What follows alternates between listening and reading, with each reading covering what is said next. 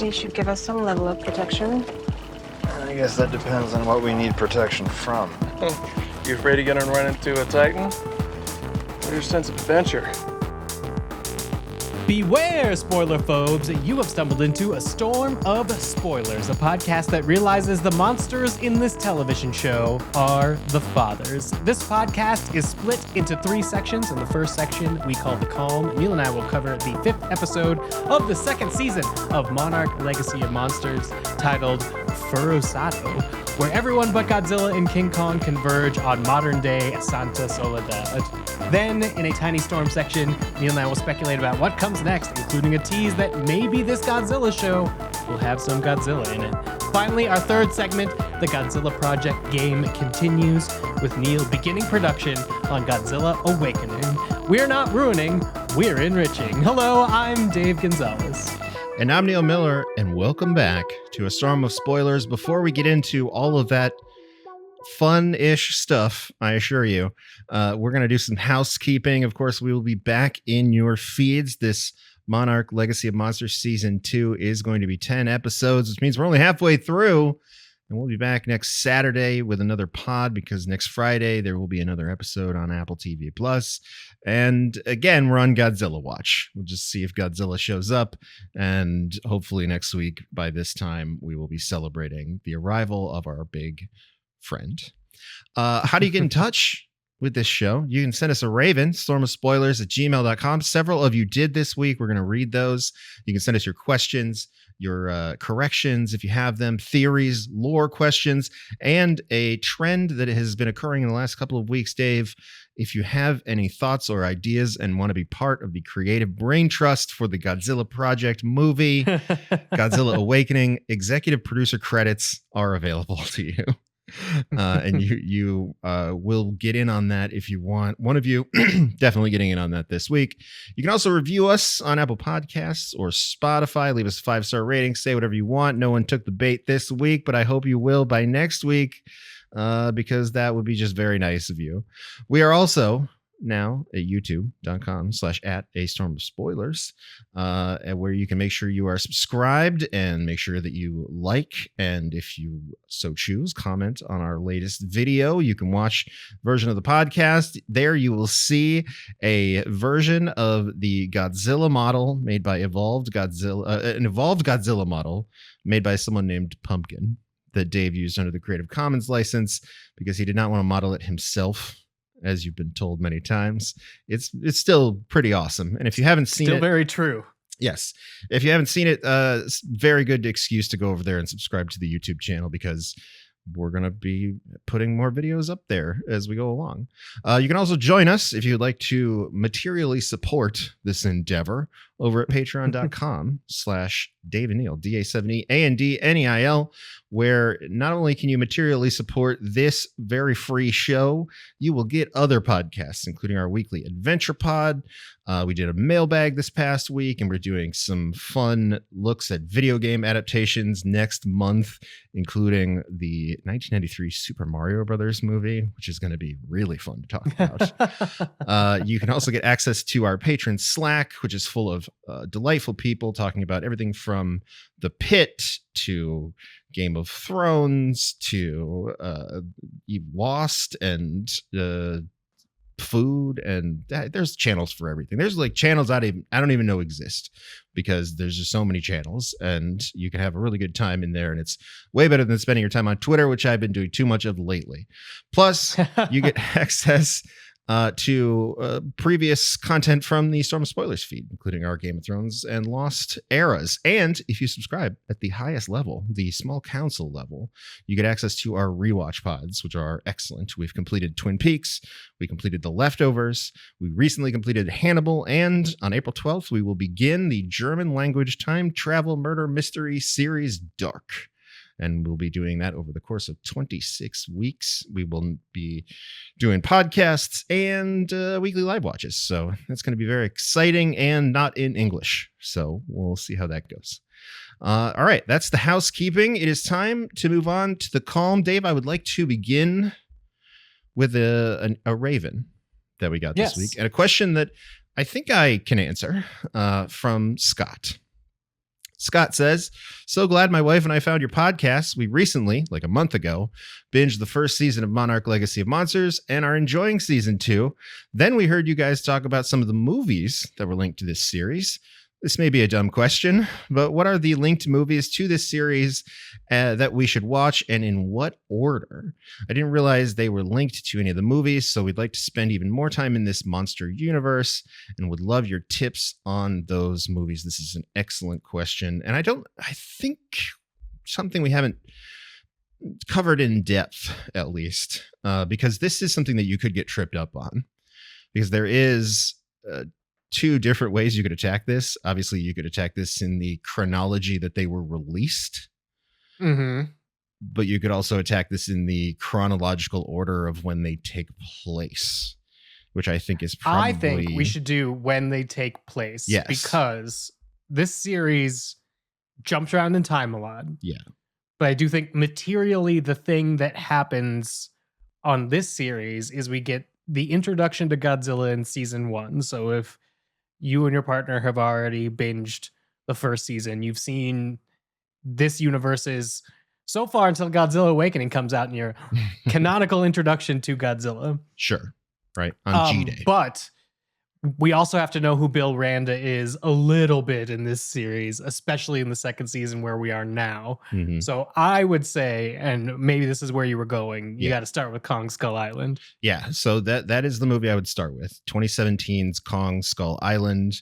I think we've also mentioned, or at least I've talked about it on numerous podcasts, my personal favorite of the Monsterverse movies. So I always like it as a good place to start because from director Jordan Vogt-Roberts, it is actually kind of a banger, like a Vietnam era, like Vietnam soldiers versus Kong, Samuel L. Jackson staring down Kong, John Goodman playing Bill Randa, extremely hot supporting cast that includes like Tom Hiddleston, Brie Larson, John C. Reilly is also there, and he's got a pretty great beard. There's just like a lot of good stuff in that movie, and I think Kong has never looked better. Even the iPhone money can't make Kong look better than he does in Kong Skull Island. So I would start with that for sure. Then I would move on to Godzilla 2014, the Gareth Edwards film, because that is a film that leads up to and includes Godzilla's arrival in San Francisco for G-Day, which is correct. The event that has seemingly created all of the trauma in Kate Randa's life that is not related to her father and his two families. So like in season 1 of Monarch, you get a lot of G-Day, and that movie is all about G-Day, and it's actually really good. I also very much enjoy that movie. A pretty good movie where Gareth Edwards resists the urge to make Godzilla show up until like 2/3 the way through the movie. So be patient with it. It's worth it. And then we're kind of chronologically in the period where this show takes place. Yes. After that. So anything that you watch beyond that is going to take place after everything that we've seen or are seeing so far in Legacy of Monsters, right? Because Godzilla King of the Monsters picks up, that's the 2019 film starring Vera Farmiga. Charles Dance is in that. Millie Bobby Kyle Brown Chandler. is there. Coach Taylor is chasing Godzilla around. Fun movie that has many monsters and many more Titans, but I think takes place like 2 years after the events that we're watching right now in season 2. Yeah, I believe this syncs up. So I think in terms of Godzilla movies on the timeline, with the exception of Skull Island, and it's been a while since I've seen Godzilla versus Kong, but they all take place in the years they were released. So King of the Monsters released in 2019, takes place in 2019. Godzilla versus Kong 2021, etc. That's my understanding. However, if Scott's really enjoying this, I do think season 2 of Monarch Legacy of Monsters, as we've talked about on this podcast with the Titan lure and stuff and the Pensacola Apex site, is definitely a show that I don't think you're necessarily spoiling it, as you are maybe explaining a little bit more to yourself by going beyond it and watching the movies that take place canonically after Legacy of Monsters. Yeah, I mean, I recently watched King of the Monsters and then 2021's Godzilla versus Kong, and there does feel like there's a lot of connective tissue. Not necessarily spoilers, but like the Pensacola stuff with the Godzilla lore is in Godzilla versus Kong. Brian Tyree Henry stars as like a conspiracy theory podcaster about Titans who is like infiltrating the Apex Pensacola place office, and that's like a whole subplot to the movie, and so it's kind of funny when you consider that against the storyline that we just watched with May. So those two are probably relevant to what we're watching now. Godzilla x Kong: The New Empire doesn't, I would say, have a whole lot to do with what's going on in this show, at least so far. It might by the end of season 2, especially when we get Godzilla and Kong back in the picture, maybe, but it is off on its own tangent and into its own holes in the ground that are not the Axis Mundi. I think that if you watch that one, that is the most important thing to remember, is that there is a Skarsgård who travels into the earth, into a hole in the earth, but he is not going into the Axis Mundi. That is a totally different thing that they're traveling into, called the Hollow Earth. So like the movies have a sort of a different thing that they're going correct into. Me if I'm wrong, but it's the Hollow Earth that we eventually get into in Godzilla versus Kong is theorized in King of the Monsters as being like a method that Godzilla is moving around. I believe he's like going in and out of the Hollow Earth. Like his Hyperloop system. Right. And by the time we get there in Godzilla versus Kong, when we're flying like the machines in, my understanding is Skarsgård's brother, who dies before the movie starts, is sort of the guy that perfects going through the gravity dilation that creates the Axis Mundi. So if you think of like an Oreo with like the top world and the hollow earth being like the two sides of it, the sort of like middle filling is the Axis Mundi, which is some sort of like in between hyper. So the Axis Mundi makes a cameo.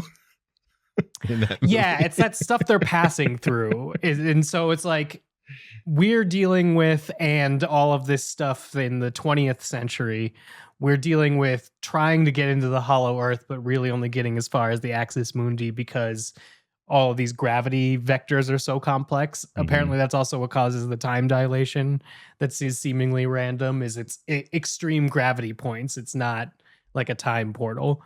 And so up until Godzilla versus Kong, humans can't get all the way through the Hollow Earth.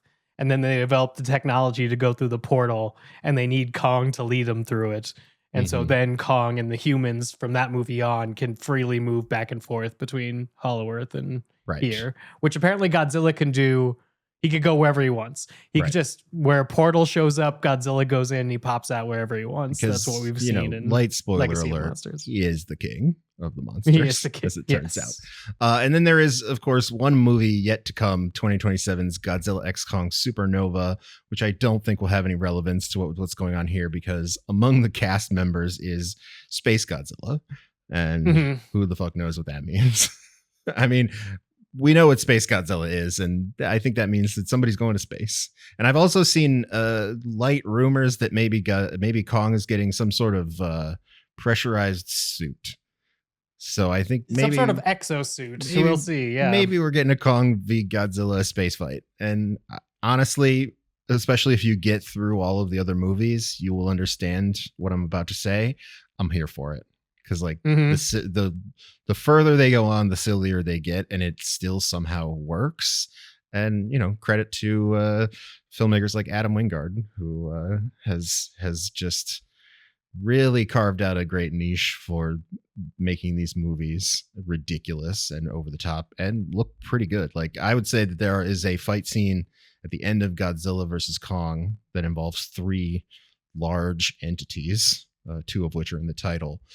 That is pretty badass. And I think that would be the only connection that the new empire would also have to this is there's a red bloody handprint on Skull Island that in the movie Skull Island we're told is like Kong, I think, like slapping a helicopter against it or something. Mm-hmm. But as it has appeared later in lore, it has become the Scar King, the sort of like original bad guy that is revealed in the new empire, that he at one point was able to use the Skull Island portal, and that's actually his mark. And so they kind of retcon that. So if we do go back to Skull Island, which I hope, because canonically Kong cannot leave there, and I would like more King Kong in this television series. Sure. Maybe we could do some Scar King thing, but he can't come up. He can't come upstairs. That would violate the canon. Yeah. I now, though, have to wonder, Dave, after the events of this week's episode of Monarch, did the Scar King ever come across Titan X in his many cycles? Did Titan X ever make it to the Hollow Earth at all? Or was Titan X caught in the Axis Mundi? Dooming my math. Let's find out together as we finally get to this week's recap. We open in Tokyo, Japan in 1990, where a CRT television plays the wedding of Prince Akashino of Japan. But that's not important because even though that took place in June, we know this is actually July 7th. July 7th, we know is Kentaro's birthday from season 1. 1990 seems to work here, but the fact that this very recognizable wedding is on the CRTV is my lost brain was like, these dates don't line up. But this is just the first of many dates in this episode, Neil, that isn't going to line up. That's why I'm calling it out. Just get used to it. Yeah. Do the writers have access to the wiki is what I want to know. What is important about this scene is beardless Hiroshi is on the phone to a very young Kate Randa in San Francisco, trying to put her to bed. San Francisco Kate isn't tired, so Hiroshi reminds her of the song. Furusato, that his mother, who was sucked into a portal 31 years ago, used to sing to him when he couldn't sleep. Hiroshi says the song is calming and begins singing it with Kate, but he's interrupted before it could end by a nurse who is calling for him. He promises to finish the song for his San Francisco daughter, then walks into a hospital room to meet his Tokyo son. Emiko, the child's mother... Quick question, though. Do you think this is a slightly digitally de-aged version of Takahiro Hira, the actor who plays Hiroshi? No, I think it's just good makeup. Yeah? Because it looks good when either Emiko way. shows up, that's just a wig. They just put a wig on that actress. Sure. I mean, I know they used a little bit of those effects last season on some of the Kurt Russell stuff. Yeah. I think this is just Hiroshi looks good, and so they're trying to use facial hair to distinguish like literally 25 years or something, which is not bad. Great for both of these actors. It works good enough for me. Sure. Emiko, the child's mother, wants to name the poor kid Billy after who she thinks is Hiroshi's father, but Hiroshi corrects her that Randa was a stepfather and his real father's name was Kentaro, so baby Kentaro, we learn, is named after his bio granddad. I can't believe they're adding more layers onto this family history as we keep going, Neil, but here we are. Kentaro, a doctor at Hiroshima that we learned about earlier this season at the very, who wasn't part of the first season. Sure. But now we know where that's Kentaro's namesake. I also kind of wonder how Hiroshi at this point knows so much about his biological father. I mean, I guess his mother must have talked to him when he was very little. Because like... I mean, at some point, just, Bill had to be like, here's why you don't look like me. Like, I know Bill's a bad dad, but like, you gotta prepare your son. Because like his mother disappeared when he was very young. So like, I don't know how much time she had to have like that conversation. I mean, the general conversation about him not being Bill's son is pretty easy, but like the in-depth conversation about like who his biological father was and like what his deal was probably would have come later in life. Who knows? This family is very bad at talking to each other. Sometimes because of time, other times just because of choice. Mostly just for plot reasons. Mostly for plot reasons.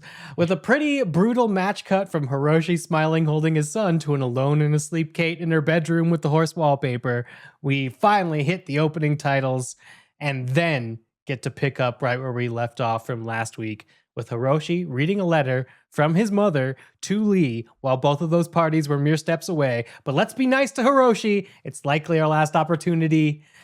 His mom and Lee didn't tell him about the time they hooked up in the handful of days spent in the air and sea travel trying to stop a series of Titan attacks. Like I said, Lee and Keiko aren't saying anything about shit.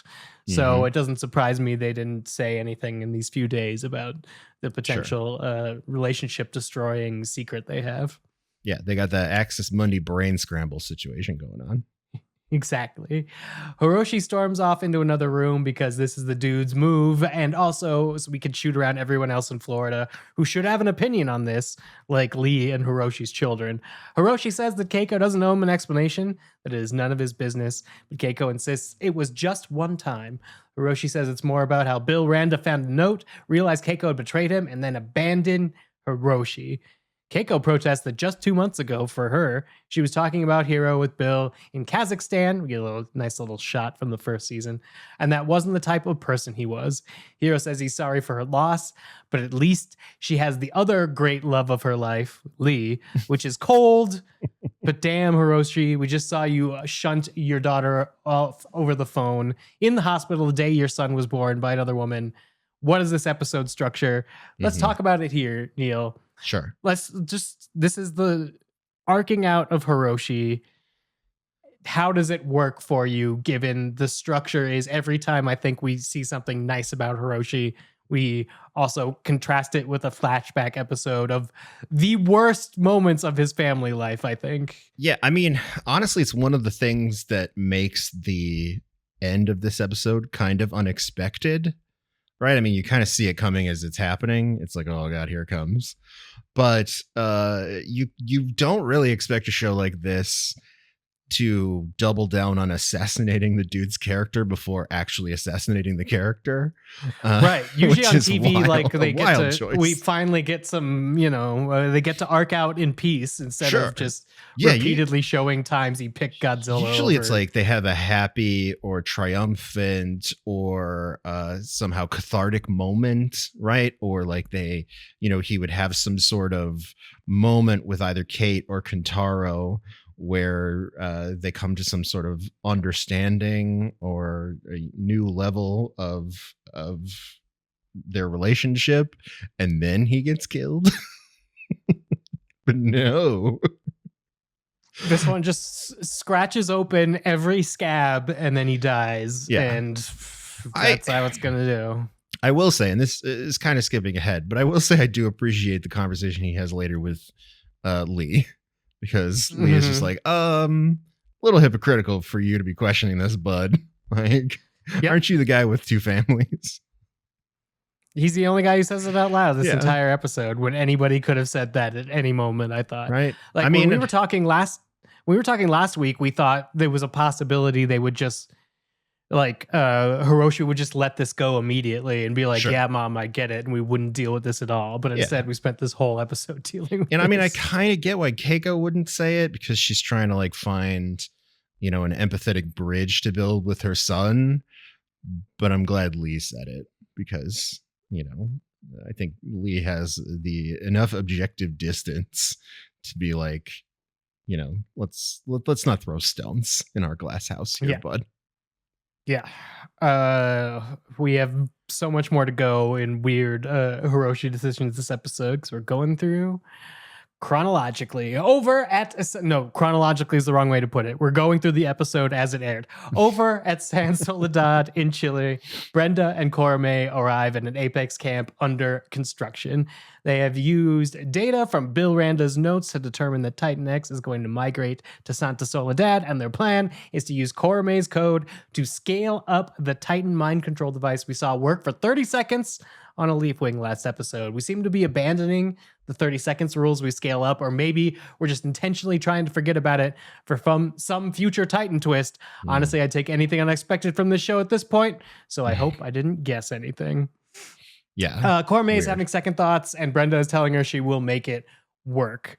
Neil, this all seems pretty quick from hey, I'm working to Apex to time to scale up your code for the big Titan, but Sure. Well, just we're as just it moving seems fast and breaking things. pretty quick that we got from Florida to Chile, in what, like an afternoon? You know,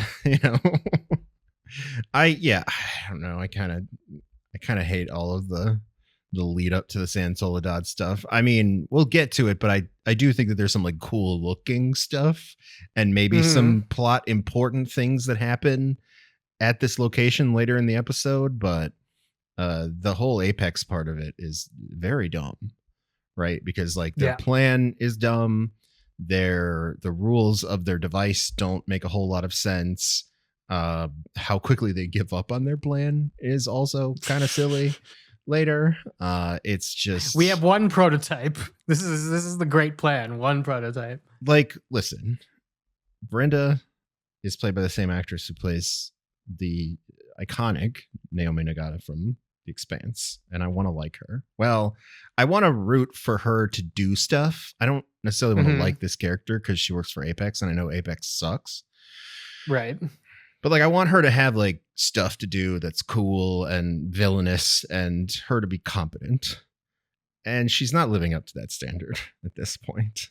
Like, their plan seems undercooked, to say the least. And if this is all building toward things that we see in the movies later, this, I guess, is just the thing that fails horribly, that maybe yields a little bit of lessons learned that they can use for something later, because I don't see how this works. And then and if it doesn't work or doesn't have any sort of success, I don't see why we're spending so much time on it here in the second season of the show. Yeah, it does seem kind of odd. I went from not liking how the show was treating Kate to now, I think the past 2 episodes, not super liking how they're using May. And it is really just like I think the performance is fine. It's just her situation keeps making less and less sense to me, because I'm not sure, and we'll get to in a couple of scenes here, I'm not sure why she's there. I'm not sure what her personal stance is on any of these things. Is she the mole? Is she scaling up the code? Is she like really invested in like stopping another G-Day? We get all of these like different motivations for May being there, and none of them really connect to each other for me. Yeah, and I don't. So it's a bit tough to track that performance. I definitely don't put any of this on Kiersey Clemens' performance, because it definitely feels like she's being given the direction to like not show any of her cards. Right. Like, whatever's going on with May, eventually we may learn it, but we're not supposed to be getting anything from her performance just yet. Like, it's one thing for May to be, I guess, trying to maybe mislead her friends, right? To mislead her friends to try to keep them safe and keep them out of harm's way, right? The whole double agent thing that we talked about last week.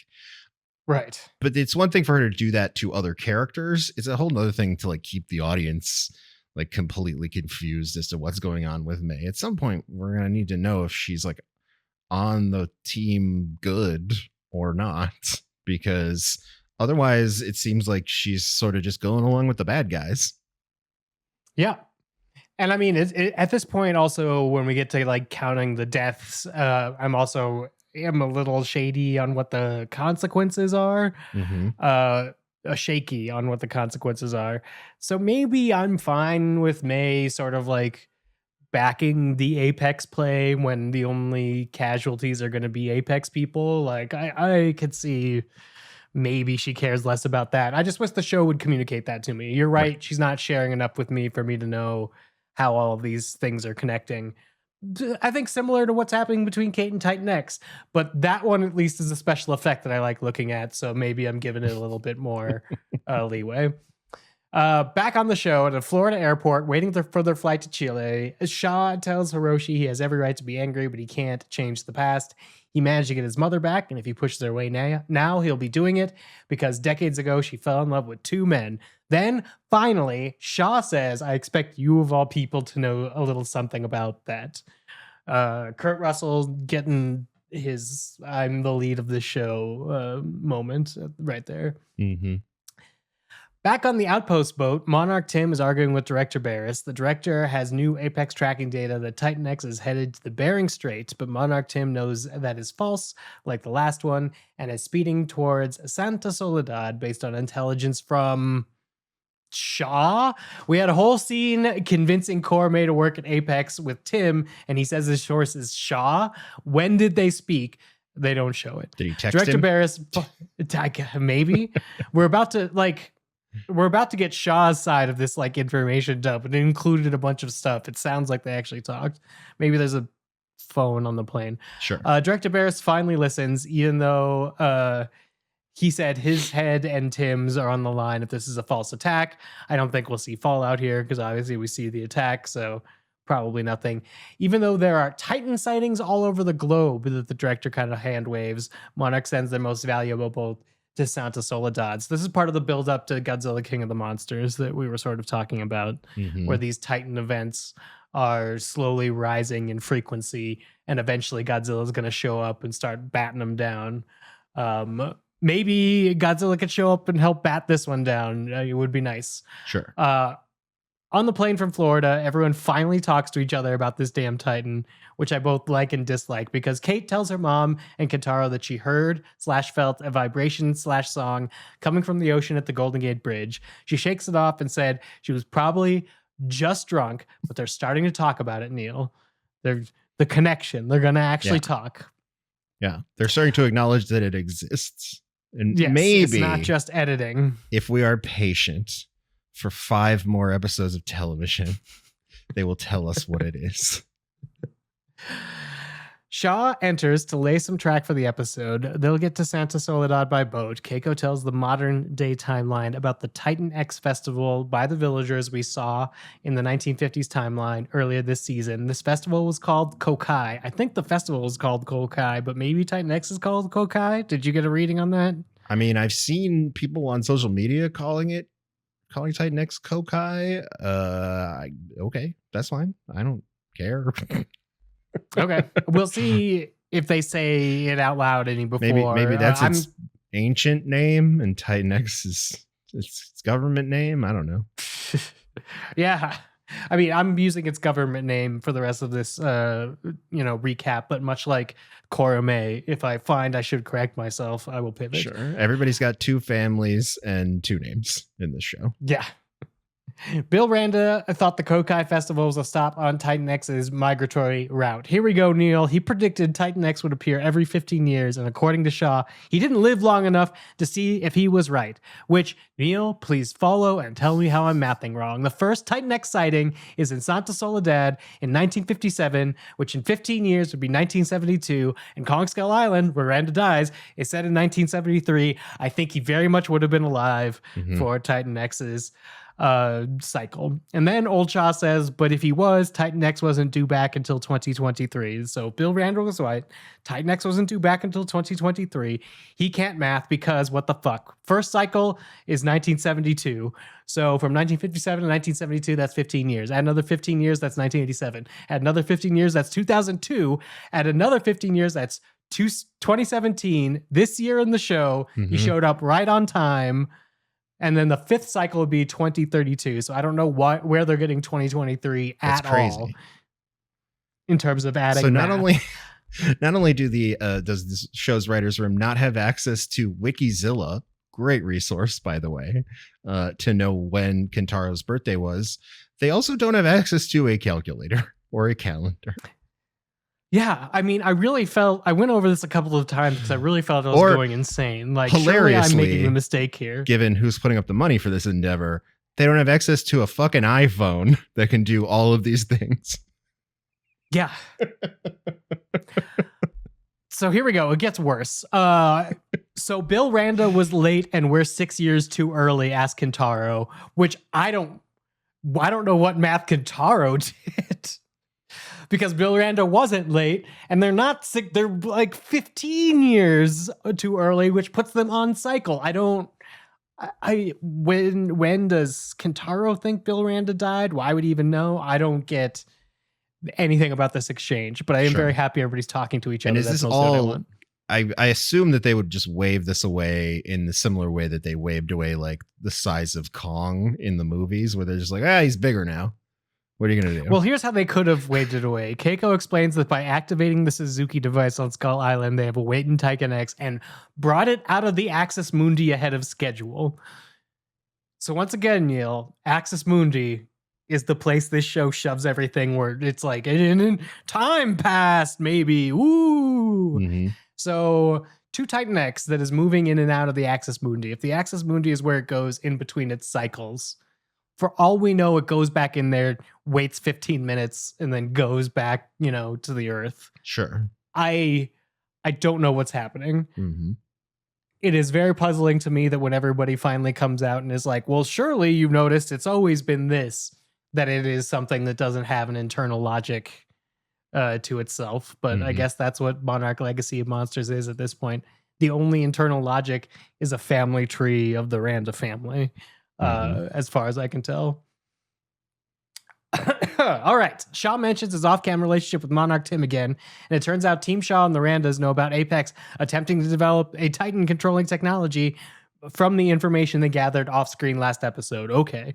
Though, through some zooms through time and one coastal drone shot, Shaw and the Randas are at Santa Soledad, hiking towards the former village. Neil, what a interesting transition that this show usually doesn't use by having at least two groups of people, but sometimes three. They get to cut back and forth so that we usually don't get two scenes of the group back to back.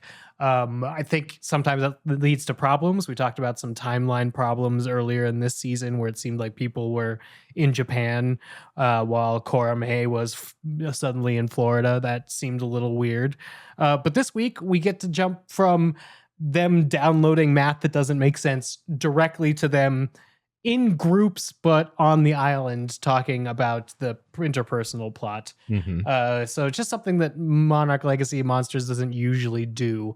And it is especially weird considering every time we cut to the Apex camp, it's a scene that I don't think we need. So I'm surprised they didn't shove one in between these two scenes. And I know that they kind of explain this at some point in the episode. I forget exactly where. Maybe it's Apex Tim or Monarch Tim who explains this, but it's a constant reminder to me that they just sort of yada away all the villagers. Where they're like, oh yeah, they just ran off when Apex showed up. It's like, okay, so these people who were in a like blood cult dedicated to Titan X for many hundreds of years and literally tried to murder anybody who showed up, they just pieced out when Apex showed up. Okay. I mean, it's very unfortunate to sort of go over that, just like skate right by that, missed opportunity to give us an aged up version of all those like hot villager people. And I mean, if every time they cut back to it, I'm like, this just sucks that these people are all gone. I mean, it does suck that they're gone, but they would only be there if they thought Titan X was coming back. And as we've been told, they've been awoken early and they're off schedule. Okay. So maybe they were there. They went to their off-season village. Yeah. If my god wasn't going to show up and Apex showed up, I would also temporarily abandon my village. Fuck Apex. That's true. So I would say they would come back. But again, if the math is correct and Bill Randa's holy notebooks are correct, then we are precisely on schedule for whatever should be happening. And if anybody would know the correct math, it would be the villagers, because they actually do seem to know what's going on with Titan X. Yes. The only thing that I think we have now to question about Titan X is the connection between it and Kate, Mhm. or maybe what it's doing with the scarabs. Never mind. I don't want to stop too long because we will get to it as we continue.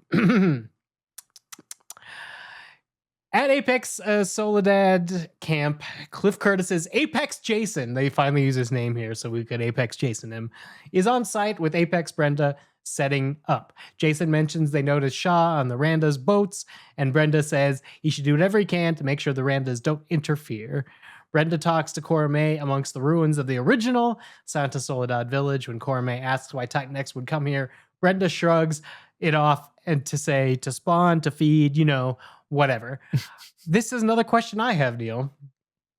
Migratory pattern for what? The scarabs, as we've seen on the beach last week and this week, are already there. Mm-hmm. So it's just collecting scarab children? Yeah. I mean, so far as I can tell, at least from the limited evidence we've been given so far, is that Titan X goes around the Pacific Rim, I guess, and distributes scarabs at certain locations. And then 27-ish years later comes back and picks them up. For what reason, we are not sure. But it does seem to be like every time it shows up, it's like picking up the scarabs. When does it come and drop off the scarabs? Or, I suppose, are the scarabs like sea turtles, like laying eggs underneath the sand? And these are all like new scarabs every time. So like it takes 27 years for those scarab eggs to hatch and become, full grown scarabs, and they just sort of grow up underneath the ground and never bother anyone. And then Titan X shows up and they're like, Mom's here, and they all leave. Yeah. That's the best theory I have based on, again, the limited evidence that we have so far. Maybe it is like a hyper spawning, because if they were to spawn the scarabs in the Axis Mundi, it gets all gravity timey-wimey. So you have to like let them grow in the overworld and then sort of collect them and bring them back to the underworld. Since we see her picking up the scarabs all the time, I am wondering if there's going to be a spot where like she drops them off, or if it's taking it to the other world entirely and they are supposed to be living in the other world. And this is just... We're only seeing Kaiju Mommy pick them up from school. We're not seeing her drop them off. Brenda talks to Corame amongst the ruins. As I said, spawn to feed. But we learned that the Apex plan is to fly a drone to shoot a mind-controlled device running Corame's scaled-up code into Titan X. Corame realizes this is a bad idea, but Brenda doesn't care. Shaw and the Randas happen across an abandoned Monarch outpost, Outpost 27, which, if the boat is in the teens, like Outpost 18, I don't know how we're numbering these things, but that is one of many numbers that don't make sense to me, Neil, this episode. Outpost 27 looks to be where Monarch waited for Titan X until 1968. There's also a drawing of Hiroshi's here, implying that Bill Randa was at this outpost at least some of the time. Shaw says Monarch should have had toughed it out, but they didn't have Billy's journal. Yes, they did. They had it in 1968. They had Bill Randa in 1968. Oh, yeah. Yeah, they had Bill Randa. They had because at one point Apex has it, but then it also at one point we're told that they found it in the ocean. But they're like, Monarch should have toughed it out, but they didn't have Billy's journal. Billy was Monarch at that point. Yeah. I don't know how to explain that. I do have a theory about the numbering thing, though. Maybe it's like, and I know you may not have played it, but if anyone's played the game Expedition 33, the confusing-ish part about that game is why are the expeditions counting down instead of up? So maybe Monarch is doing that, where they start with a very high number of outposts, and they're just counting down until they get to Outpost 1. And then I guess that's supposed to be the last outpost. The final outpost on Skull Island, probably.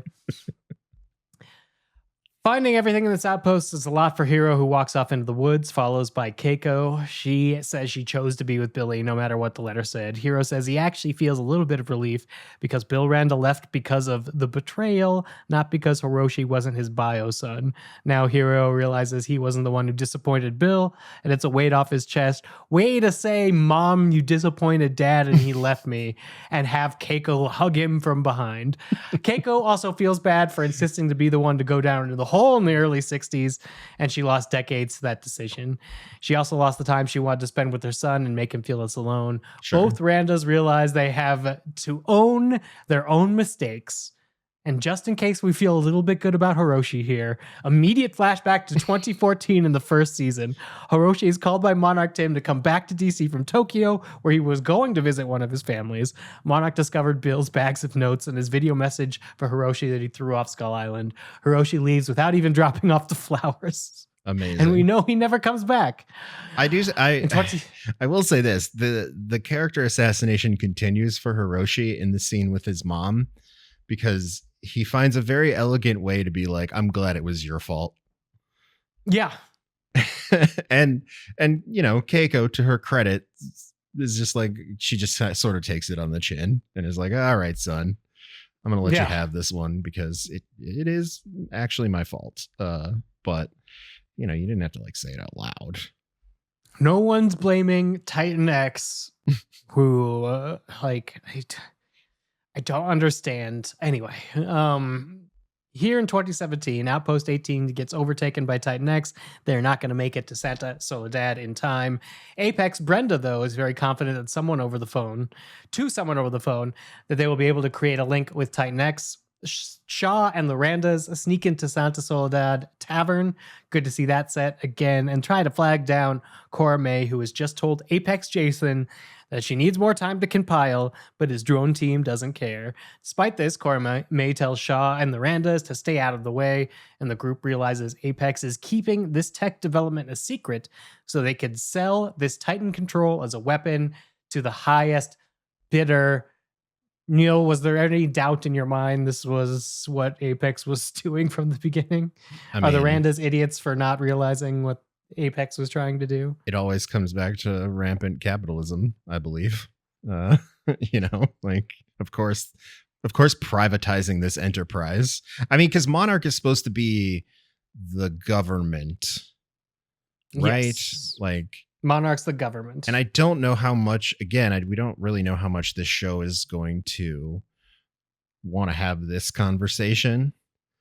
But the idea of privatizing this enterprise of how do we deal with the Titans is something that the movies are interested in. And it is something that causes a lot of problems and a significant amount of death and destruction for humanity in the movies. Because, we shouldn't leave that up to tech bros. We should be doing that as a public enterprise that is accountable to the people. So I'm very curious to see how far the show wants to take it, because by the time we get to Godzilla versus Kong, the movies take a really strong stance on this one that Apex is bad.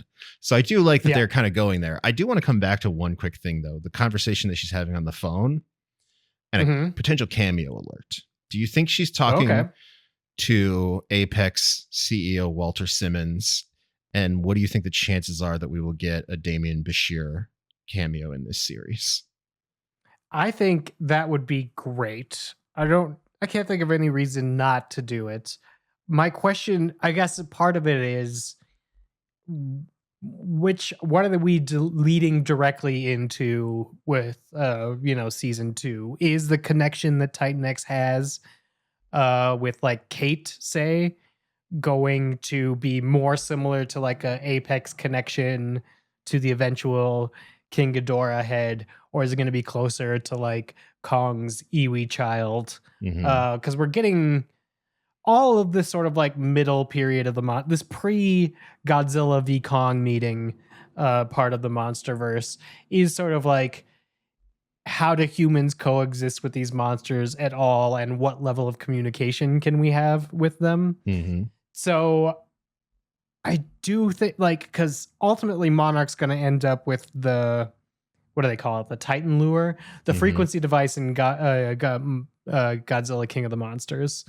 And Apex is going to end up with the device that they think they could use to control a King Ghidorah head to make Mechagodzilla, but the like brain waves, very similarly to something we're about to see here, I believe, later in the episode, cause this over cascade, and then all of a sudden King Ghidorah is in control of the Mechagodzilla. Yeah. So I mean, I think we know how that. Yeah. I think it depends on how many seasons this show wants to last, because at some point you kind of have to like wipe these characters off the board,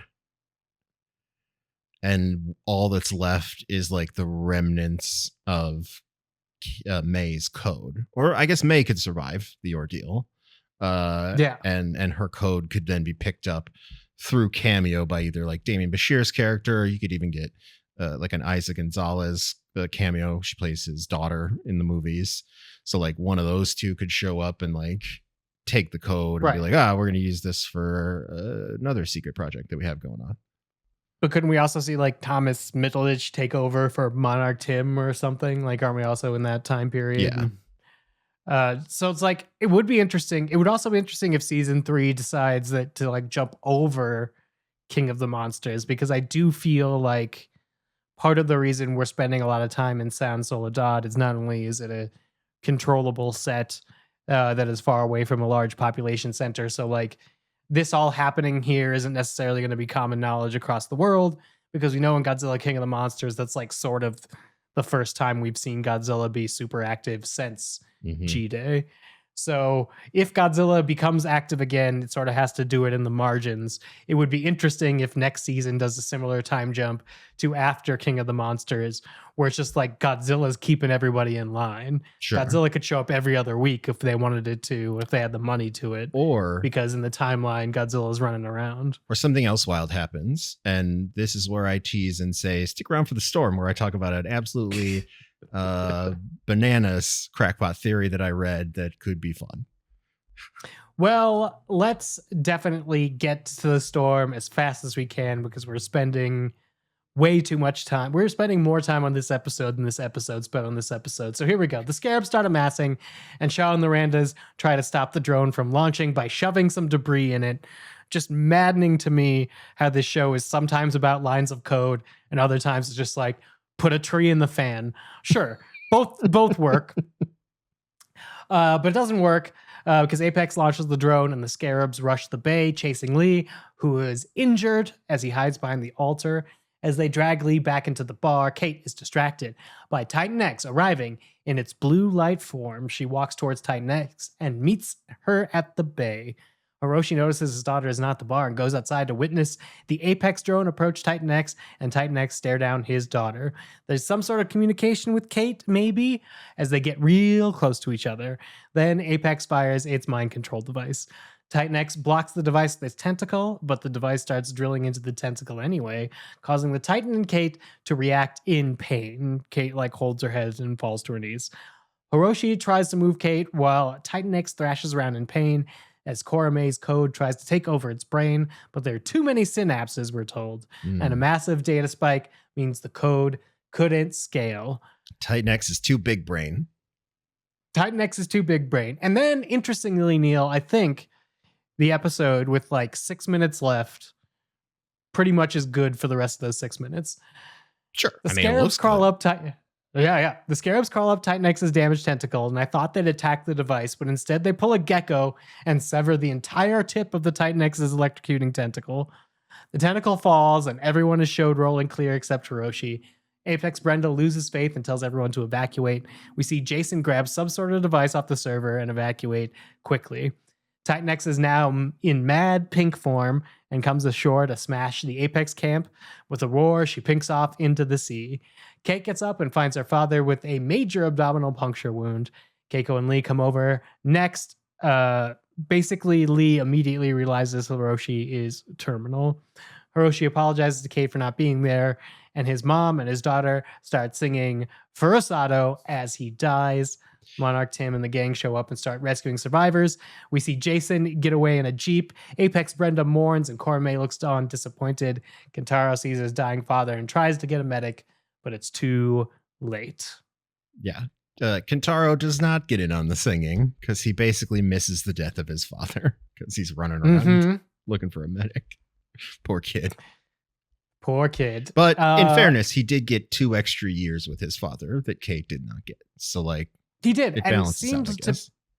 seems to be pretty at peace with it when he's talking to Kate and they're on like the hike. So I hope Kentaro's okay, but at least Kentaro did have those 2 years with his dad, while Kate did not. And listen, I will say, as much as I thought that the sequence with Kate and Titan X looks cool, and we were sort of anticipating it because we spotted it in the trailers, and what it promises is some sort of potentially interesting plot stuff later with Kate's connection. As far as like killing off a semi-major character midway through the season, this was like a 5 out of 10 on the emotional impact scale. Yeah. Because again, they went all the way down to the finish line, sort of beating the dead horse that was Hiroshi's character. And like just like assassinating his character all the way to the end. So like as I'm watching this, I kind of chuckled.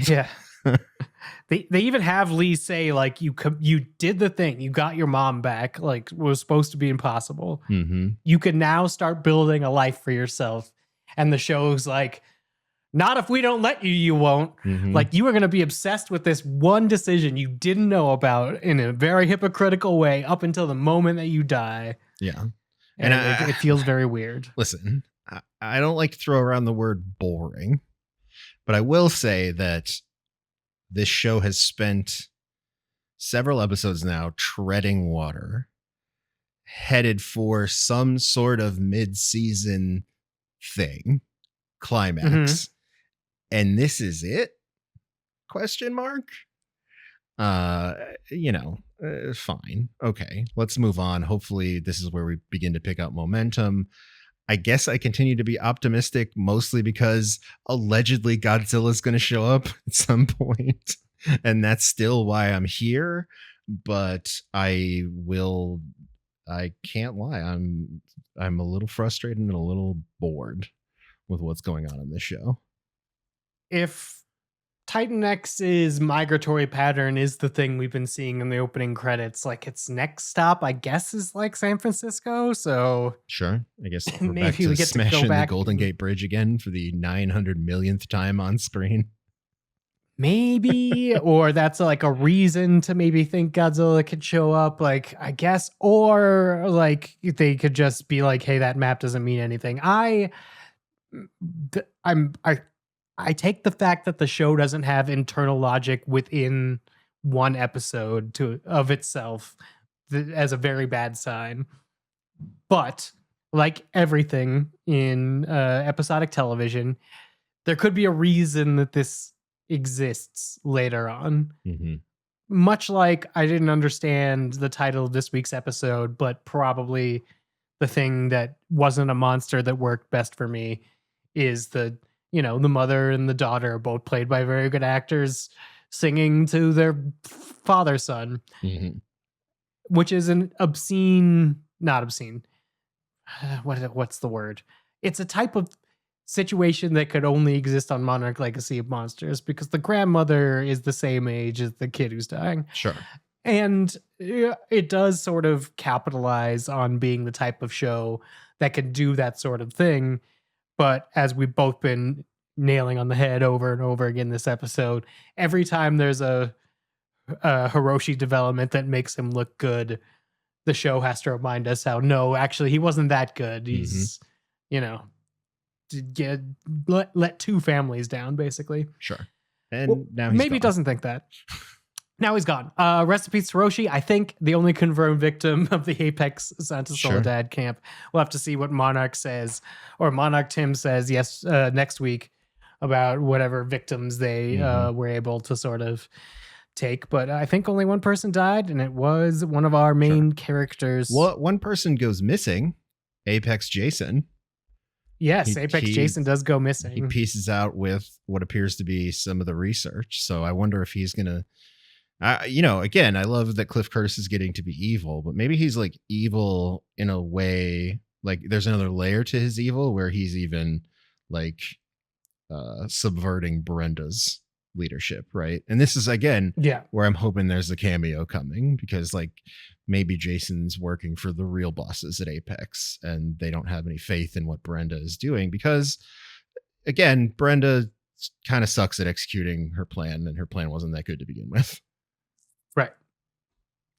Timeline watch. I just added Outpost 27 and Kentaro being born. Those are things that I don't think Outpost 27 is going to be that interesting. I don't think Kentaro being born, it could have already been on the timeline, because again, we learned about it in season 1. But I really wanted to put Titan X cycles on here. But again, they don't line up. So I need some more input before I figure out what sort of cycle is happening. And if that cycle is even important. Please tell me what's happening between Kate and Titan X. It would do a lot towards making this series a little bit more interesting. Or you could show me Godzilla. That would also be nice. Yeah, that would actually be nice. Neil, is there anything else we have to rag on before we head into the storm? Nope. I'm ready to talk about crazy theories and move on from this episode. Then let's pivot to the ever bright future as we head into the storm.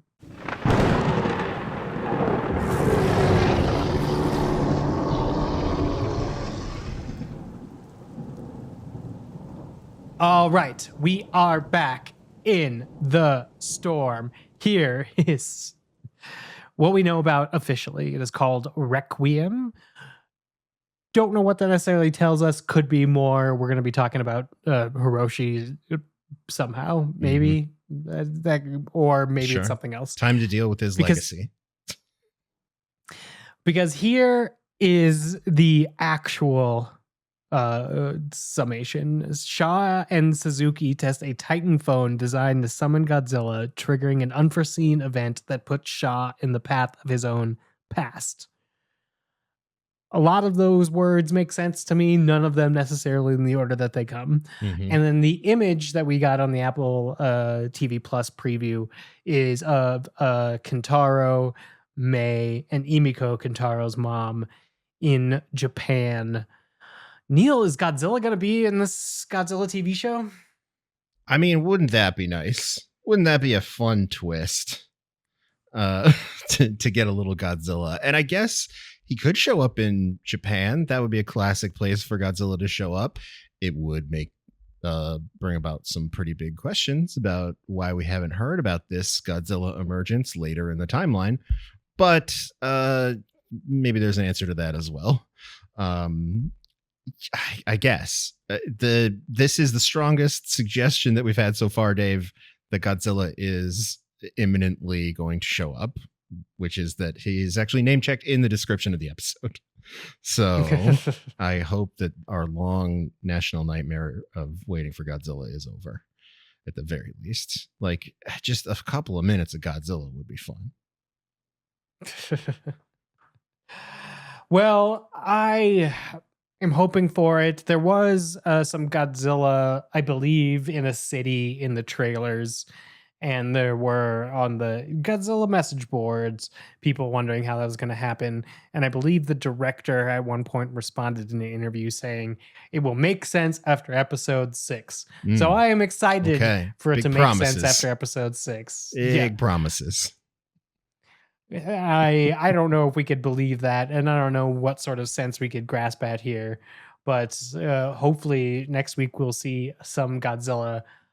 Neil, what's this double Lee time travel theory? All right, this is very silly. And again, this is like admittedly by the person who posted it, a crackpot theory, but credit to someone named Neo Darth on Twitter. I don't know anything about this person. They, for all I know, could be one of the weirdos on Twitter. So I do not endorse all of their ideas, but I do think this theory is interesting.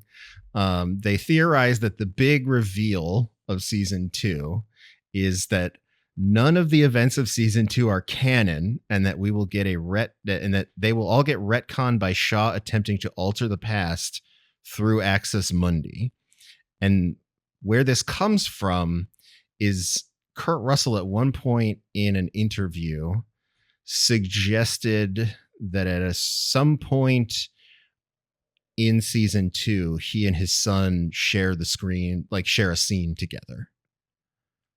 Huh. And the quote that he says is, it just takes it off in all different directions, which is extremely vague, obviously. And, Kurt Russell, very media savvy guy who's been around for a long time. So he could just be messing with everybody. And he's having fun at this point in his career. So, but the more I thought about this, the more I was like,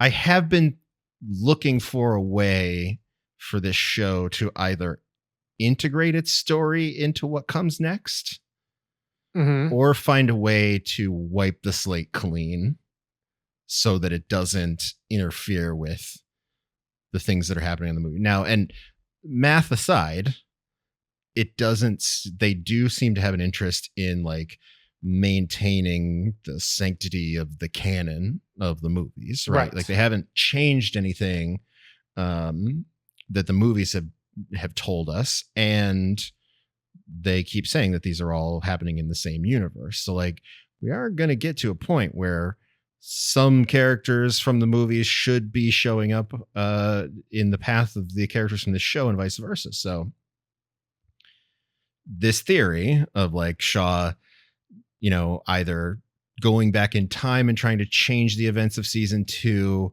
or I think we theorized earlier in the season about potentially like some of these characters ending up in Axis Mundi, like Shaw and Keiko at least, going back into Axis Mundi permanently, like to, close it off from the inside. Those all still feel like they're on the table as a way to like explain why Keiko and Shaw aren't around when Dr. Emma Russell is working on her device with Monarch later, in a couple of years. I like it. I can't explain it, but I'm also fine. This is the perfect type of Godzilla stupidity that we could go for. And I guess that is the level of bored I'm at with this show as well, which is like I'm willing to entertain the silliest shit, because I would like this show to try something that isn't just the Randa family is messy and maybe has some sort of genetic disposition to being able to communicate with Titan X. Like that's like, if that's it, that would be fine for me if they were doing the second part. They haven't done the second part yet. It's been 5 hours. Even that, like, that is the same thing that like several movie plots have done. Right, like it's the Iwi girl from Kong, Godzilla vs. Kong is that storyline. Millie Bobby Brown's storyline from King of the Monsters is that storyline. Like we've done that storyline. We can't just keep doing that same storyline over and over again, where it's just like one random person has the ability to communicate with the monster. There's got to be more to it, and time travel's fine. I would take time travel. Yeah, actually, this is another interesting thing. Do you think Hiroshi's off the series because they're like, oh, all we have to do is shave his beard. Let's put him in Red Monarch, the spinoff. Because maybe. If you remember, Hiroshi's the one that pulls Lee out of the Axis Mundi, the Wyatt Russell version of Lee, but same actor. So he could be around from 80 to 90. Emiko, as a matter of fact, is Lee's nurse. That's how he meets Kentaro's mom. Right. So we could still be seeing more of Hiroshi in Red Monarch. I just am not sure if they want him around, considering how this episode treats him. Sure. As like a character. Unless we're going to spend time over the next 5 episodes learning new things about Hiroshi post-mortem that tell us that he actually was a really good guy. That's also what we thought about Bill Randa, who has now been reduced to notebooks. Like, we're not even getting flashbacks of what he was doing. So, like, maybe we're coming around and we're going to redeem our fathers. But it does seem like Randa fathers suck. It's a bad dad show, which, right up our alley. Bad dad show. Maybe you're making a bad dad movie, Neil, but we're going to have to figure that out this week on the Godzilla Project, unless there's something else you would like to mention in the storm before we head off for next week's Requiem. I don't think so. Bring me Godzilla, please. Let's do it. Let's actually deal with some Godzilla.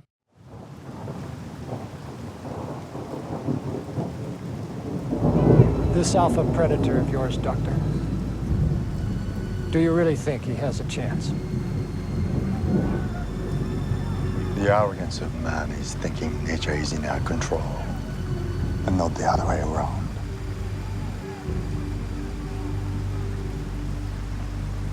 Let them fight. Here we go. We are in the pre-production time in the Godzilla game. Neil is producing a Godzilla movie. Neil, what do people need to remember about last week's episode? Or I guess, what do you remember, and what should I know as we play this week's episode? Well, we locked down a number of cast members, including my guy, Christopher Hayview, and a young up-and-coming star named Renata Reinsva, and Lupita Nyong'o signed on. So we got some star power on our Godzilla v Vikings v what's his name? What's the monster's name? Baragon. Beetle Baragon movie. So that's going to be fun. And we also outlined the fact that we are going to be shooting a couple of the sequences on a stage, mostly the aquatic stuff, but we did secure some location budget for Gibraltar and Monster Island, 2 Monster Island sets. They're going to be pretty great. And we yielded our third act ice mountain to the gods of CGI, and we're just going to hope for the best. But thanks to the dice rolls, they have like 9 months or 10 months to figure it out. So that's I think a potential positive result of one of those weird dice rolls that I got. Correct. You got a bunch of time to figure it out. We are going to begin production in May 2018 because we did have to spend a lot of time in the design phase to make sure that all of your sets and things were up. So we are going to begin shooting with the locations as we spend like the last month locking down a tank to shoot your sea battle. Sure. And as you mentioned, your Ice Mountain finale sets. So this week we're going to start 2 episodes of production, which means this week we're going to roll for 3 things that affect the production of the movie. Next week we will still be in production. We need to finish in universe by December 2018. That should be very easy as we're starting in May, as most movies shoot for like 40 days. I don't think yours is going to be much more than that. Sure. So you have all spring basically to get this shot, all summer to get it finished. And then you could spend as much time as you want marketing it, trying to get it out in early 2019 before Godzilla King of the Monsters. This week, we're going to have 3 encounters as Neil starts production. And we're going to, based on what Neil has to say about how he's going to run these productions and run the crew and end his story, we're going to talk about this week. He can spend more money if he gets some failures. He has 10.5 million left as he's going into production, but he can also win things with successes. On the line this week are several new dice for both the domestic and international box office. You earned 5 last week for each of them. So in terms of finale rolls, you're rolling 5d4 plus whatever additional modifier you have. You could earn more dice. Each one you get there is worth $1 million. So you've already have a maximum of 20 million. You haven't even started production yet. Great. This week you could add some more die if you are successful. But this is a production that you, Neil Miller, are running, and you are not necessarily that experienced in running these film productions. So just as a reminder, if you are on YouTube, you're seeing these dice values constantly. But you have a reputation as a D8 die. Your creativity is a D20 die. That's your most powerful skill. Your leadership is a D6 plus 1. Your experience is a D4 plus 3. That is your weakest skill, your experience. Mhm. And your determination is a D10. And last week, in order to get some things done, you had to use all of your lost tokens. So you only have your rolls as far as we know this week. Let's see where we begin here on production. It's time to begin production. We're going to start with the Gibraltar part of your story. Just a reminder from last week, Neil's Viking warriors of Rune, played by Mads Mikkelsen, and Anya Taylor-Joy playing Thyra, his daughter, are told they are going to fight another monster that has killed all the fighting men in another village, and so they sail down to somewhere around Gibraltar. But the point being, this is the farthest south and the farthest west these Vikings will ever go to find this group. It ends up being another Viking clan, not a monster, but this Viking clan is led by a big Viking warrior who's wearing a lion's head sort of like garment. This fight is going to spill out onto the ocean, which is going to be our inciting incident. But this, more specifically, Neil, is the kickoff of your first big special effects movie. Mm-hmm. You have gathered the crew and the cast, and you're going to give your kickoff speech for Godzilla Awakening. You could talk about what you hope to accomplish with this movie. You could talk about what you hope to accomplish yourself. You could point out some of the stars and, whatever you want to do to set the tone for this movie. I'm going to let you choose after you talk between a leadership and a determination roll of a certain value. An extreme success will give you a crew die. So I'm going to give you a full D4 since you have 0 loss points. Mm-hmm. And because you do so good with the crew is going to be able to add a new die to one of your rolls. So a possible addition of 4 because you just did so well with the crew. They're going to help you out with something down the line. Extreme failure in this speech will immediately add a penalty D4 die that has to be used on your next roll. Okay. You just biffed it. It's going to make your first task so much harder. Amazing. So, Neil, what the value of these rolls are going to be is going to be determined on your kickoff speech. What do you have to tell your cast and crew of Godzilla Awakening? Well, listen, I would welcome our crew and I would tell them how excited I am to have the honor of assembling such a talented array of human beings, both from the wonderful cast that has signed on because they are very confident in the story that we have, the very collaborative and creative story that we've come up with, to the amazing visual effects team that we will have working on the back end, to the incredible artisans building our sets. We are going to go to some amazing locations. We're going to build some incredible props. We are going to put together some fantastic costumes. It is going to be an epic adventure that is going to surprise people when it comes out. They're never going to have seen anything like it from a Godzilla movie. And I can't wait for them all to meet our very unique take on Baragon, who has never been seen on screen before, as he takes on our iconic hero, Godzilla. And what an honor it is to not only be able to produce a Godzilla movie, but for all of us to share the screen with one of cinema's great icons, to have our names in the credits where Godzilla will be roaring over the score. I love it.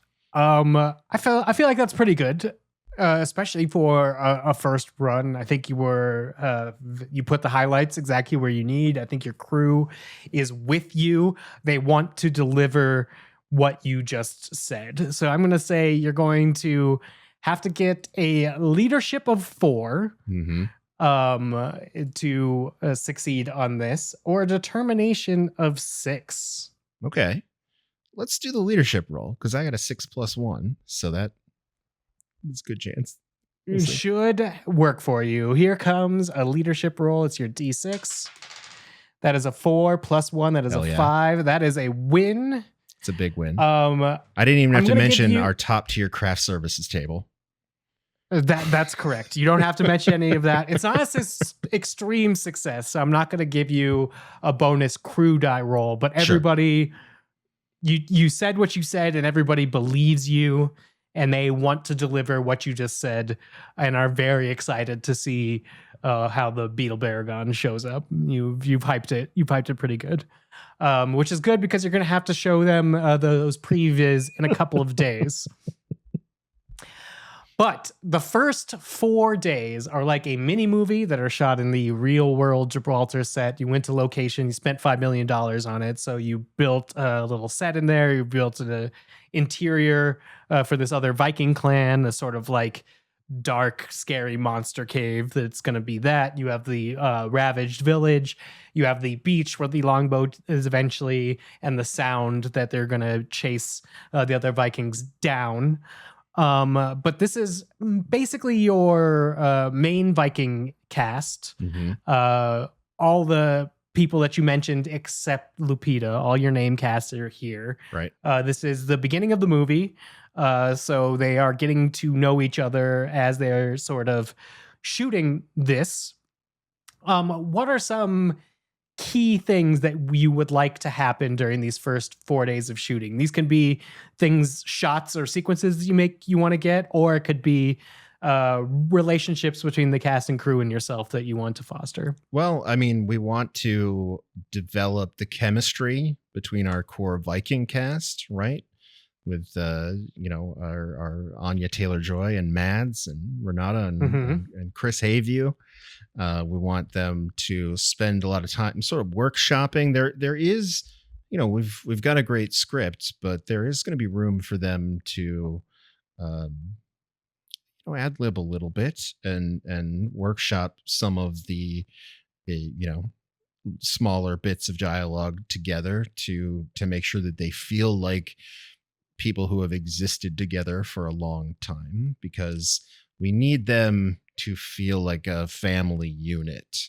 Because when something bad happens, we need the audience to resonate with how deeply it cuts everyone around the person who gets got.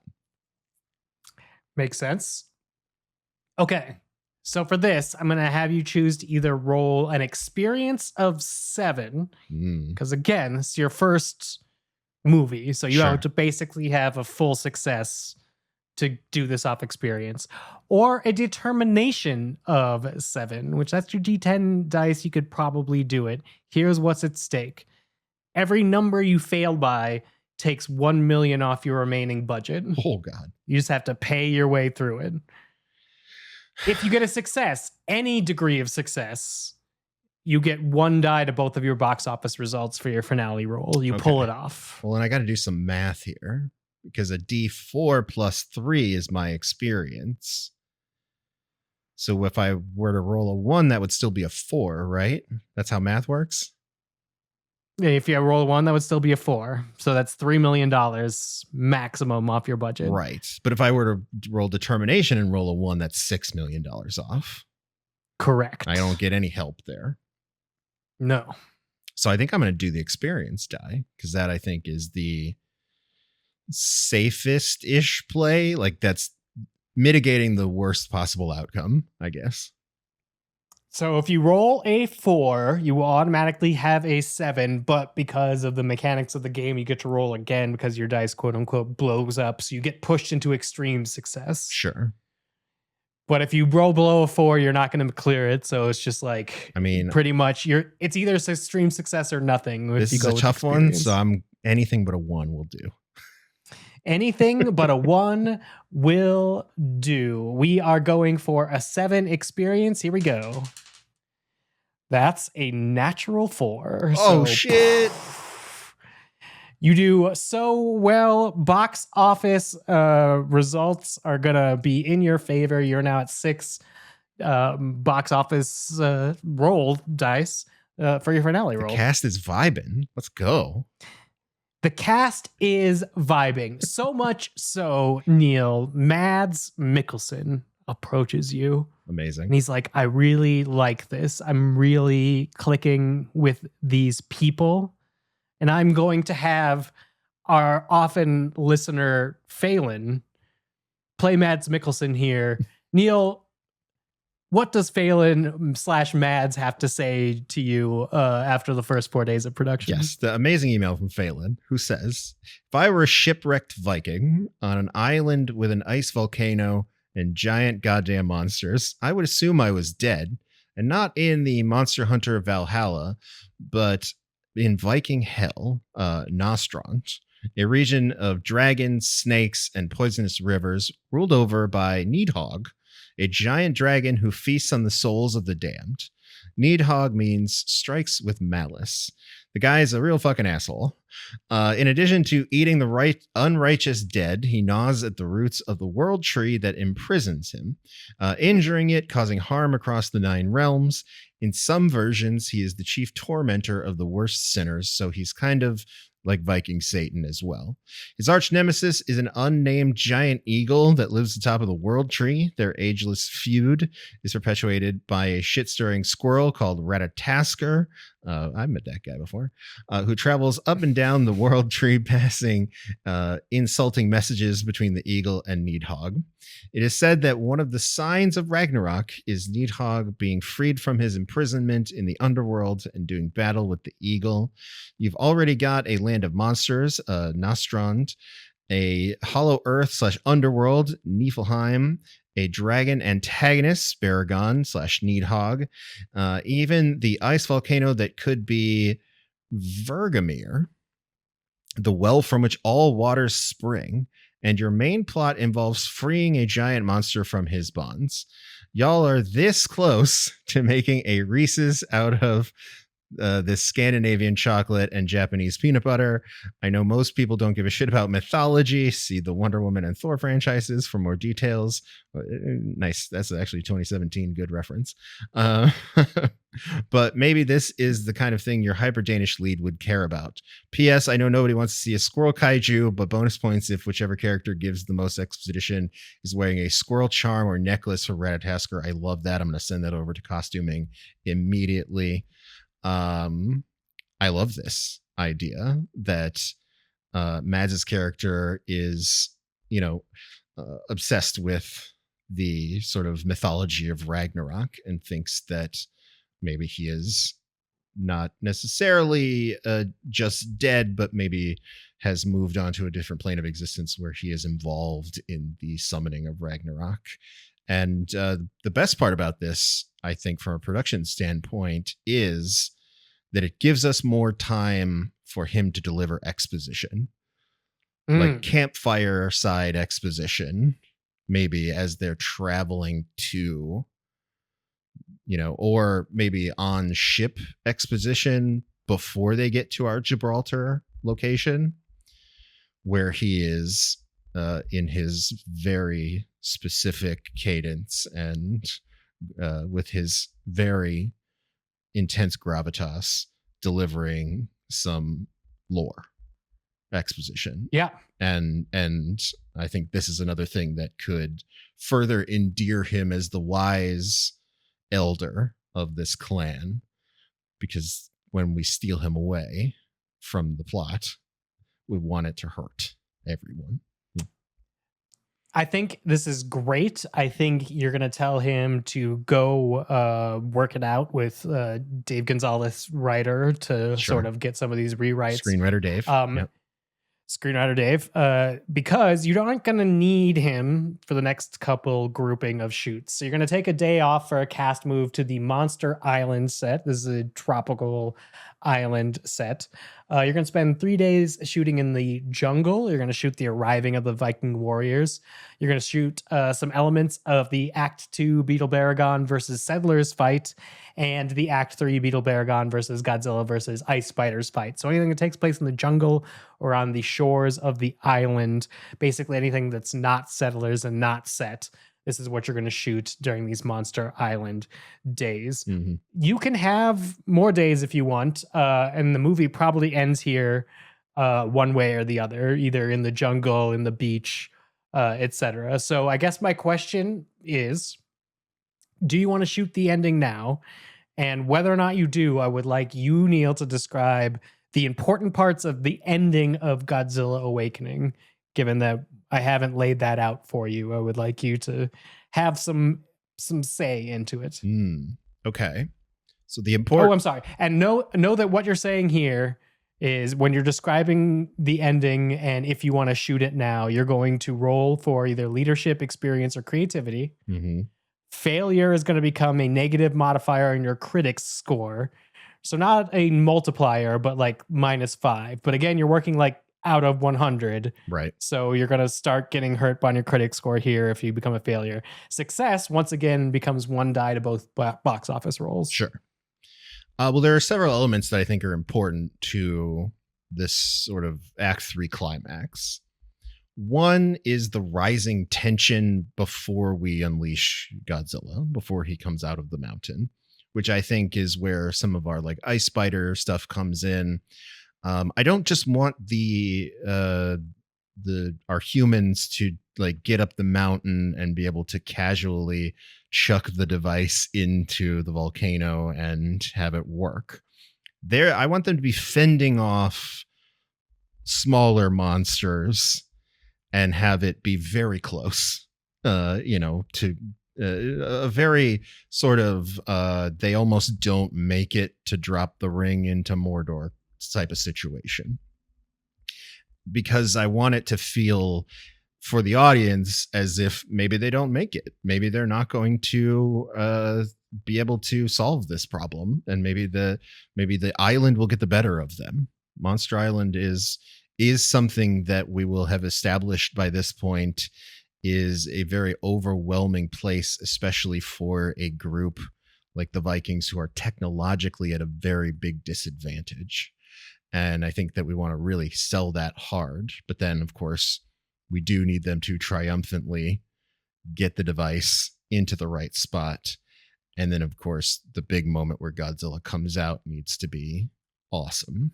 And then, everybody runs down the mountain very quickly as Godzilla walks off. And I think one of the key things to the battle is that I would like, from a cinematography standpoint, as much of it as possible to come from a low angle, like a ground level angle, where we see our Vikings down on the ground of Monster Island, still engaging with the other monsters, the smaller monsters, and above and around them, there is this fight between Baragon and Godzilla sort of happening, right? And it feels like it's on top of us.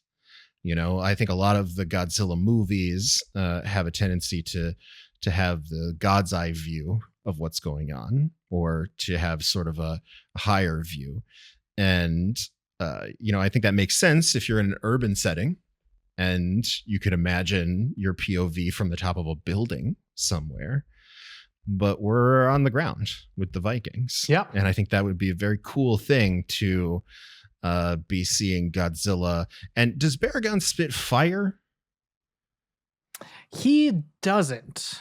Okay. He could, because you did describe him as a dragon, and we do Right. have sort of like a half and half like dragon beetle thing going on. Right. Because we know Godzilla has sort of a fire-ish blue thing going on. Yeah. Yes. But I think like but we obviously need Baragon to spit something that's a different color for the true. aesthetic clarity of the situation. And we kind of do need him to spit something. So I was thinking, maybe red fire would work, or maybe I guess he could also be, we talked about the Ion Dragon early on in story development, maybe like a yellow electrical type of deal. I think, we could even, this being something that is entirely visual effects is something we could sort of work out, even if, Toho wanted to weigh in. But what I like is the idea of having our POV from the ground level looking up and seeing the sort of different colors of what Godzilla and Baragon are trying to hit each other with, that are sort of going over the heads of of our Vikings on the ground as they're fending off the smaller monsters. Excellent. It does look like in some video game appearances, Baragon has a flame ray. Okay. So yeah, we do have like a flame ray, or you aren't going to hurt your legacy if you make Baragon spit some fire to get the thing that you're looking at. Cool.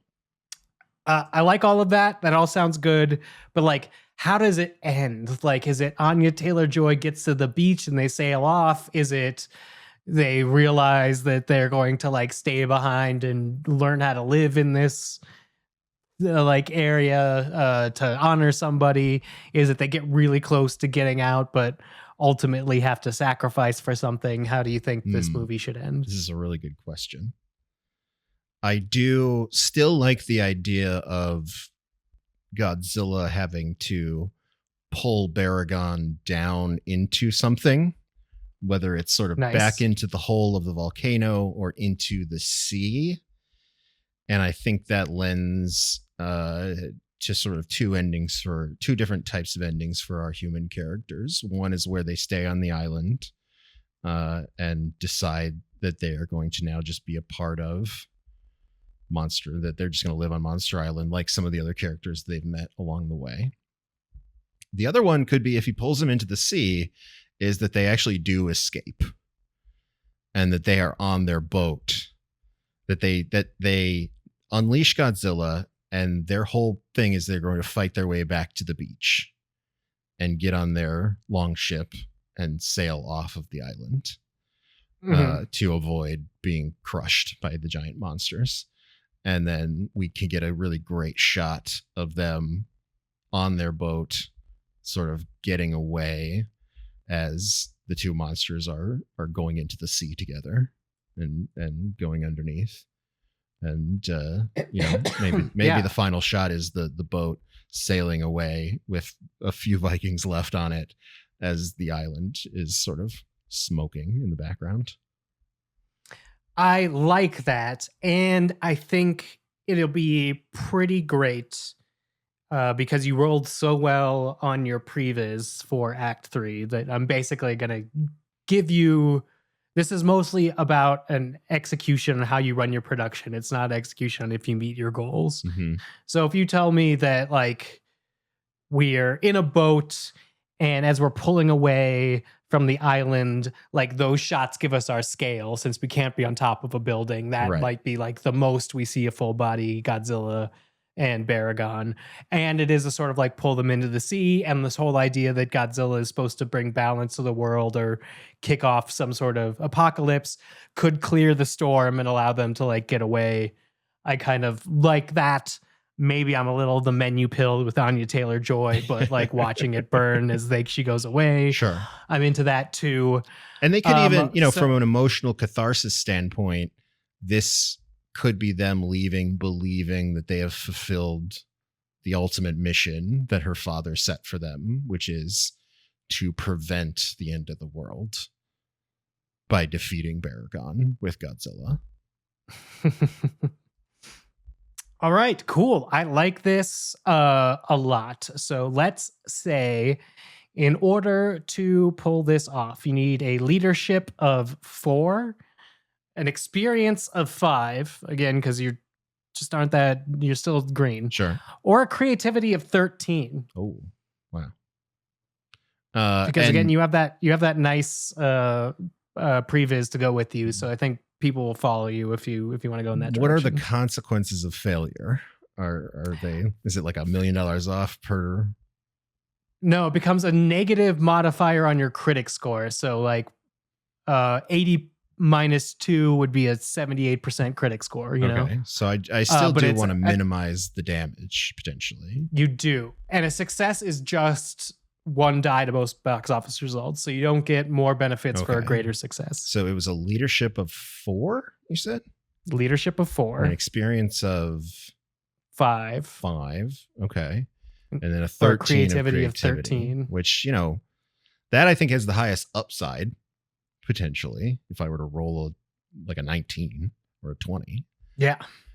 But that also has the highest downside if I roll a 1. Yeah, if you roll a natural 1, you're right. going into your ending does not work. Right. And I feel like, at least from a karmic dice standpoint, I have done pretty well playing it relatively safe or trying to mitigate damage. So I think I want to do the leadership roll because it's a 6+1. 6+1. And you just got to beat a 4. Here we go. That is a 5 plus 1 is a 6. Hell yeah. So we are doing it. Add working. another 2-1 die to your box offices. It is happening. All right, that was Encounter 2. Time to move on to this week's conclusion encounter. After another day off, you move your company to the Arjang's settlement location of the Monster Island settlement to film the Viking warrior's arrival and reuniting with Rune. Mads is back, having done his character work for you via Phelan, and is excited. We have a squirrel prop, and Mads does want to talk to you about if that is his or if that's going to be the visitor, Lupita Nyong'o's character's additional prop. After talking to Dave, Dave's like, you could insert it in there, and that could be interesting. You also need to shoot during this period the exterior parts of the settlement. So this includes the Romans, Junius, and Livia. You cast some unknowns in that part, but they're going to be here talking about like the time dilation thing, the E-Way, and the eventual attack on the settlement where Rune attempts to solo Baragon and heroically dies. Sure. And that is your Act 2 conclusion. So I know he has to historically die, and Mads has given you this prop and this new intake on his character. Explain to me how these are the two things you're going to have to explain to me. We're first going to have to talk about how Mads heroically dies, and then I'm going to ask you anything key you want about this Act 2 fight. You rolled pretty good on the previs, so you're not going to have trouble explaining it to your crew, but I do want to see how successful you are at bringing your goals about. So after you do all this explaining, you will have the option of a leadership, an experience, or a creativity roll again for similar things, a negative modifier in your critic score, or bonus box office dice. So let's start with, how does Mads Mikkelsen decide to go up against a god in the afterlife? Well, listen, and heroically perish. I think that the squirrel totem is very important here. And I like the idea of having Lupita's character start with it and give it to him.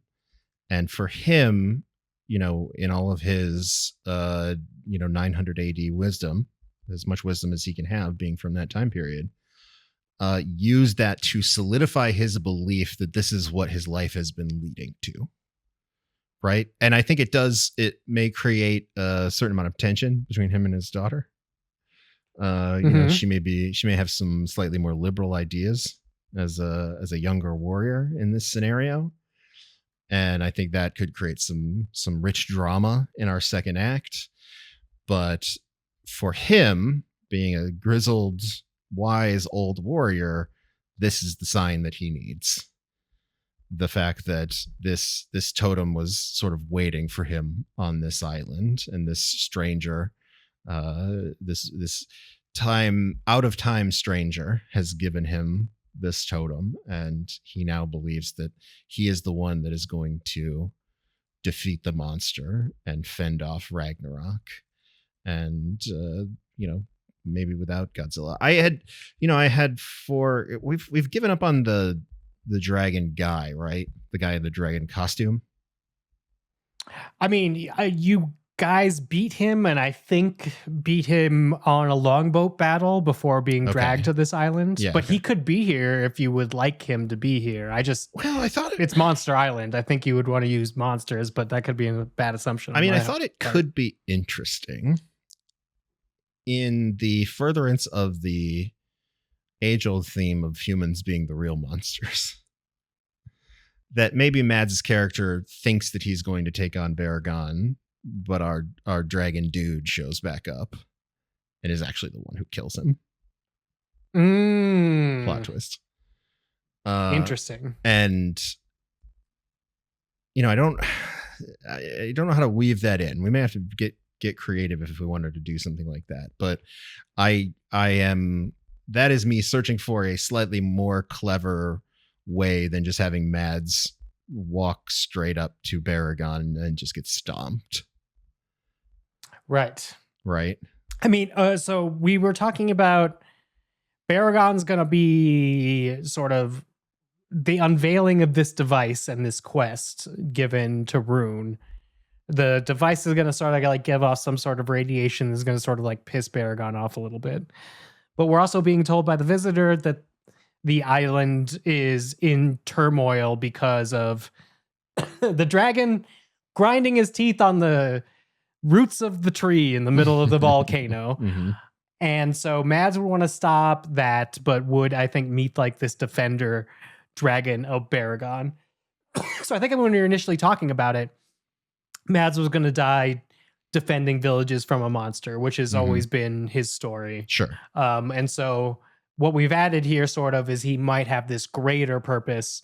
So what that makes a little bit more difficult is, does he try to solo Baragon like I thought initially, or is it he's like, we got to do this purpose, he dies defending it, and then because he died before he got to do his purpose, that's what makes Thyra pick up his mantle. Sure. Even though she doesn't believe in it. Sure. But it's more like he didn't even get to do his try with Baragon. Yeah. Like he, after receiving the totem, believes that he, and I don't know, maybe we turn the squirrel thing into like it being part of the device that gives off the radiation. All right. And maybe squirrel thing's part of the device. It's about carrying that. And Mads is like, all right, well, I will do this. I will be the one who does this. And then Baragon shows up before they're able to leave. And he dies in that fight. He dies obviously defending his people in that fight. And then in the aftermath of that, they are able to, the question is, how does that resolve? How does Baragon not just wipe them all out? I think we have to come up with a way for Mads to succeed and still die. Like him just successfully get Baragon away from everyone and die. I think that's possible. I also think Baragon at this point is maybe more used to fighting monsters than he would be to fighting other humans. Mm-hmm. So if Mads is able to, whatever he does, like significantly hurt him, he could beetle buzz around a mountain and be gone and like be like, not today. Because he just sort of rises because he's disturbed, not necessarily because he's hunting to say it. It would be my guess. Sure. So I like this. We, again, had pretty good previs on it, so I'm going to let those sort of things happen. If you have anything specific that you want anybody to do in the fight, screenwriter Dave really thinks it would be funny if the Romans attempted a phalanx because that's all they know how to do, and it kind of doesn't work. Sure. But you could save that for the ice spiders if you want. Let's find a way to get that in there somewhere. I like that. Romans attempt a phalanx. Yeah. I like all this. So let's say, to get this going, you've also, I think, shown a pretty good collaborative effort in terms of getting peoples across. Mads is very excited that his role is a little bit deepened for him. So we're going to say a leadership of 4 you would have to beat. Mm-hmm. Experience, again, you're not great at it. Mm-hmm. So I'm going to say an experience of 6, which shouldn't be that hard, but is more of your dice and definitely not a leadership 4 clearing. And then creativity, I like where I think you could talk a big game pretty well because you got that D20 creativity, but that doesn't necessarily make it easier. So I'm going to give you a creativity of 15. Okay. The danger is, once again, failure becomes a negative modifier on your critic score, But if you succeed, you get more die to boost your box offices Sure. because you successfully pull off this middle section. Well, I mean, I think I've had good luck with it so far, and I'm going to give it an opportunity to let me down. But let's try the leadership dice again. Leadership dice again. You need a 4 to clear here. That is a 3 on the dice plus 1. That is a 4 on the money. All right. So good news, Neil. You got box office dice in all of your rolls this week. Excellent. So we get 3 more box office dice on both sides of the box office. You had no critical fails, so you don't have any tokens, but also everything kind of worked out the way you wanted. Sure. And you've now hooked Mads Mikkelsen, who thought this was Galen Erso, in to a entirely new dimension of his plot. Sure. Galen Erso didn't get to go down death swinging like this character does.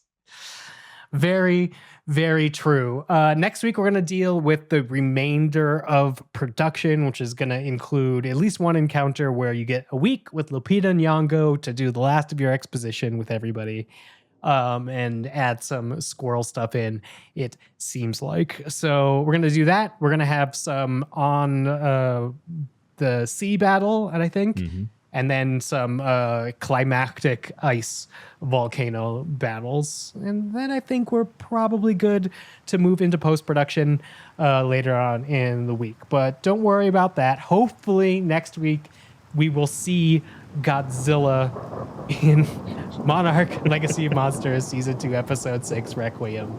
But until then, at least Godzilla Awakening is turning out to be a banger. So we will see you next week.